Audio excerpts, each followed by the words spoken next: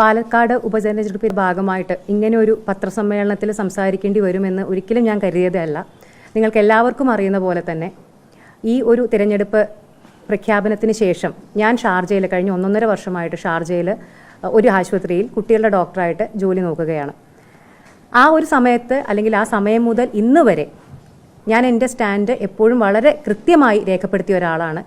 എൻ്റെ വഴി രാഷ്ട്രീയമല്ല, ഞാൻ രാഷ്ട്രീയം സംസാരിക്കാറുമില്ല. എൻ്റെ പേജിലോ സോഷ്യൽ മീഡിയ ഹാൻഡിലുകളിലോ രാഷ്ട്രീയപരമായിട്ടുള്ള കാര്യങ്ങൾ നിങ്ങൾക്ക് ഫോളോ ചെയ്യുന്ന ആളുകൾക്കോ അല്ലെങ്കിൽ നിങ്ങൾക്ക് എല്ലാവർക്കും അറിയുന്ന കാര്യമാണ്. എൻ്റെ ഭർത്താവിന് ഒരു വോട്ട് വേണമെന്ന് പറഞ്ഞ് ഒരു സ്റ്റാറ്റസ് പോലും ഒരു സോഷ്യൽ മീഡിയ ഹാൻഡിലുകളിലും പ്രചരിപ്പിക്കാത്ത ഒരാളാണ് ഞാൻ. അതെന്തുകൊണ്ടാണെന്ന് വെച്ചാൽ ഞാൻ ഓൾറെഡി എൻ്റെ സ്റ്റാൻഡ് പറഞ്ഞിരുന്നു.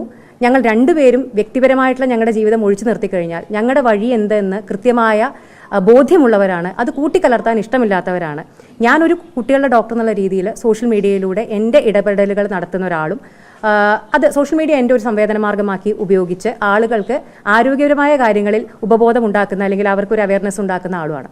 ആ ജോലി ചെയ്താണ് ഞാൻ ഇത്രയും കാലം മുന്നോട്ട് പോയിക്കൊണ്ടിരുന്നത്. പക്ഷേ എങ്കിൽ പോലും ഈ ഒരു തിരഞ്ഞെടുപ്പിൻ്റെ തുടക്കം മുതൽക്ക് തന്നെ അനാവശ്യമായിട്ട് എൻ്റെ പേര് ഇതിലേക്ക് വലിച്ചഴക്കപ്പെടുകയും വലിയ രീതിയിൽ ഞാൻ ഇടുന്ന ക്ലാസ്സുകൾക്ക് താഴെയൊക്കെ വന്ന് സോഷ്യൽ മീഡിയയിൽ സൈബർ അറ്റാക്ക് നടക്കുകയും ചെയ്തിട്ടുണ്ടായിരുന്നു. അന്നും നിങ്ങളിൽ പലരും എന്നെ വിളിച്ച് അതിലൊരു ബൈറ്റ് തരാനും പ്രതികരിക്കാനും പറഞ്ഞപ്പോൾ പോലും ഞാനതിന് തയ്യാറല്ല എന്നാണ് പറഞ്ഞത്. കാരണം സൈബർ അറ്റാക്ക് എന്ന് പറയുന്നത് ഞാൻ എന്നും പറയുന്ന കാര്യമാണ്. അത് എല്ലാ പാർട്ടികളും ചെയ്യുന്ന ഒരു കാര്യമാണ്. ഒരിക്കലും ഒരു പാർട്ടി മാത്രം എന്ന് പറഞ്ഞ് ഞാൻ ആരെയും കുറ്റപ്പെടുത്തിയിട്ടില്ല. കാരണം ഇതൊക്കെ ചെയ്യുന്നത് വ്യക്തികളാണ്. വ്യക്തികളുടെ മനോവൈകല്യമാണ് അവിടെ എല്ലാം മുഴച്ചു നിൽക്കുന്നത്. അപ്പം ഞാൻ എന്നും എതിർത്തിട്ടുള്ളത് അല്ലെങ്കിൽ ഞാൻ എതിർത്തിട്ടുള്ളതെന്ന് പറയുന്നത് ആ വ്യക്തികളെയാണ്, അവരുടെ മനോവൈകല്യത്തെയാണ്. അപ്പോൾ അതുകൊണ്ട് തന്നെ എൻ്റെ സോഷ്യൽ മീഡിയ ഹാൻഡിലുകളിൽ ഞാൻ അതിനെതിരെ കൃത്യമായി പ്രതികരിച്ചിട്ടുണ്ടായിരുന്നു. അപ്പോഴും കേട്ട വാദം എന്ന് പറയുന്നത് ഇത് ഇരവാദമാണ്. ഇരവാദം നടത്തി, അതായത് എന്നെ സൈബർ അറ്റാക്ക് ചെയ്യുന്നേ എന്ന് കരഞ്ഞ് ഭർത്താവിന് വേണ്ടി വോട്ട് പിടിക്കാൻ ശ്രമിക്കുന്നു എന്നുള്ള ആ ഒരു ചീത്തപ്പേരും എനിക്ക് കേൾക്കേണ്ടി വന്നു. പക്ഷെ അതിലും ഞാൻ പ്രതികരിക്കാൻ തയ്യാറായില്ല. കാരണം അതൊന്നും പ്രതികരണം അർഹിക്കുന്നില്ല എന്നുള്ള കൃത്യമായ ബോധ്യം എനിക്കുണ്ട്. അതുകൊണ്ട് ഞാൻ അതിലൊന്നും പ്രതികരിച്ചിട്ടുണ്ടായിരുന്നില്ല. പക്ഷേ കാര്യങ്ങളെല്ലാം ഞാൻ എൻ്റെ പേജ് വഴി കൃത്യമായിട്ട് ആളുകളിലേക്ക് എത്തിക്കുന്നുണ്ടായിരുന്നു. പക്ഷേ പിന്നെ എന്തുകൊണ്ട് ഇപ്പോൾ സരിൻ പറഞ്ഞ പോലെ ഞാൻ 20-ാം തീയതി 19-ാം തീയതിയോ 18-ാം തീയതിയോ വന്ന് എൻ്റെ വോട്ട് രേഖപ്പെടുത്തി പോവാൻ വേണ്ടി മാത്രം തീരുമാനിച്ച ഒരാളാണ്.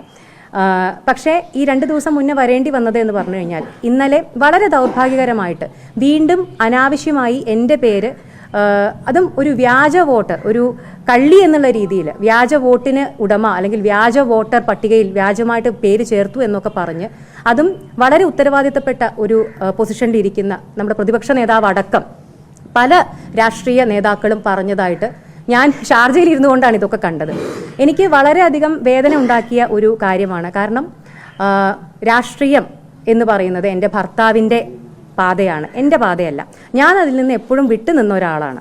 പക്ഷേ എങ്കിൽ പോലും രാഷ്ട്രീയപരമായിട്ടുള്ള വിമർശനങ്ങൾ ഉണ്ടാവാം, അല്ലെങ്കിൽ അങ്ങനെയുള്ള അങ്ങോട്ടും ഇങ്ങോട്ടും വാഗ്വാദങ്ങളും കാര്യങ്ങളൊക്കെ നമുക്ക് മനസ്സിലാക്കാൻ പറ്റുന്നതേ ഉള്ളൂ. പക്ഷേ ഒരു കാര്യവും മനസ്സിലാക്കാതെ, ഒരു ബാക്ക്ഗ്രൗണ്ട് ചെക്കും നടത്താതെ ഇങ്ങനെ വീട്ടിലിരിക്കുന്ന അല്ലെങ്കിൽ കുടുംബാംഗങ്ങളായിട്ടുള്ള ആളുകളെ മോശമായി പറയുക എന്ന് പറയുന്നത് വളരെ മോശമായിട്ടുള്ളൊരു കാര്യമാണ്. അത് ഏത് പാർട്ടി ചെയ്താലും അത് ഒരിക്കലും അംഗീകരിക്കാൻ കഴിയുന്ന കാര്യമല്ല.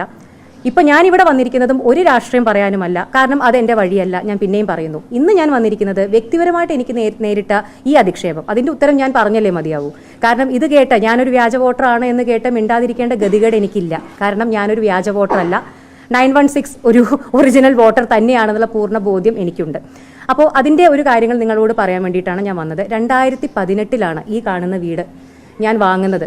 ഞാൻ എൻ്റെ പേർക്ക് വാങ്ങിയ ആദ്യത്തെ പ്രോപ്പർട്ടിയും ഒരേ ഒരു പ്രോപ്പർട്ടിയും എനിക്കുള്ള ആകെ ഉള്ള ഒരു സമ്പാദ്യം എന്ന് പറയുന്നത് ഈ കാടാങ്കോടുള്ള ഈ വീടാണ്. 2018 ഇത് വാങ്ങുമ്പോൾ 2026 അല്ലെങ്കിൽ 2024 ഒരു ബൈ ഇലക്ഷൻ വരുമെന്നും അല്ലെങ്കിൽ പാലക്കാട് ബൈ ഇലക്ഷൻ വരുമെന്നും എൻ്റെ ഭർത്താവ് അന്ന് ഇവിടെ ഇങ്ങനെ കാൻഡിഡേറ്റ് ആവുമെന്നൊക്കെയുള്ള അല്ലെങ്കിൽ അങ്ങനെയൊക്കെ ഊഹിച്ചിട്ട് ആരും വീട് വാങ്ങില്ലല്ലോ. ഈ വീട് വാങ്ങാൻ എനിക്ക് ഒരേ ഒരു ഉദ്ദേശമേ ഉണ്ടായിരുന്നുള്ളൂ, മെഡിക്കൽ കോളേജിൻ്റെ അടുത്ത്.